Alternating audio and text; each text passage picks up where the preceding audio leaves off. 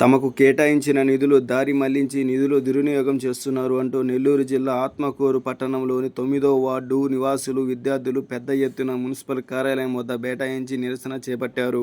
కొన్ని సంవత్సరాలుగా నివాసం ఉంటున్న తమ కాలనీలో ఇప్పటి వరకు కనీస సౌకర్యాలు కూడా కరువయ్యాయని ఆవేదన వ్యక్తం చేశారు.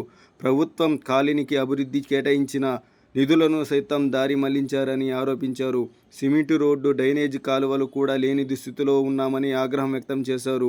రోడ్డు లేకపోవడంతో వర్షాకాలంలో ఉపాధ్యాయులు కూడా పాఠశాలకు వచ్చేందుకు నిరాకరిస్తున్నారని, తద్వారా తమ పిల్లల విద్యకు నోచుకోవటం లేదని ఆందోళన చేపట్టారు. ఎన్నిసార్లు వినిపించినా తమ గోడు పట్టదా అంటూ మున్సిపాలిటీ కమిషనర్ గంగాప్రసాద్ను నిలదీశారు. ఉన్నతాధికారులు ఇప్పటికైనా స్పందించి తమకు కనీస సౌకర్యాలు ఏర్పాటు చేయాలని డిమాండ్ చేశారు.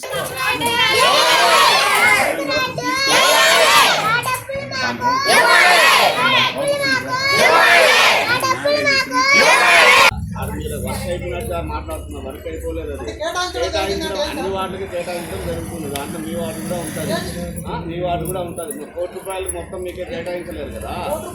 ₹10 లక్షల గ్రామాలు అయిపోతుంది కదా. పిల్లలకి పడికి టీచర్ వస్తుంది కదా. ఎవరు మాట్లాడద్దమ్మా?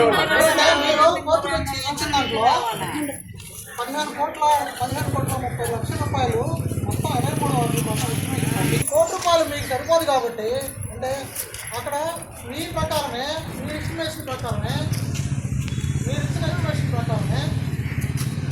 ఈ అనంతమైన సంబంధించి 2 సిమెంట్ రోడ్లు ₹1 రిలీజ్ అయితే, ఇప్పుడు ఈరోజు వాళ్ళకి టీచర్ లేక, అంటే వర్షం చినుకు పడితే టీచర్ లేక పిల్లలు రోడ్డు మీద తిరుగుతున్నారు.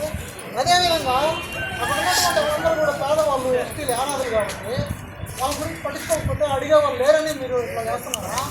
వచ్చిన ₹1 కనీసం 10 లక్షలు పెట్టి గ్రామాలు ఉన్నా కూడా ఈరోజు ఈ పిల్లలు రోడ్డు ఎక్కి అవసరం లేదు కదా. ₹1 వచ్చింది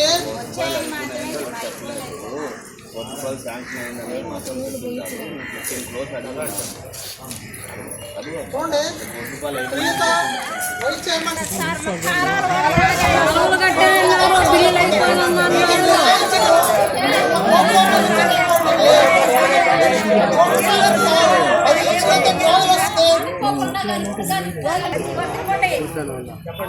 ప్రతి ఒక్క ఖాళీలో పోషణ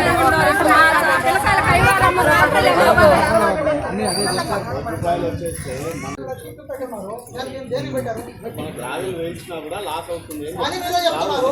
గ్రావెల్ కోసం మీరే పెట్టారు ప్రపోజల్ మొత్తం కూడా 15 lakhs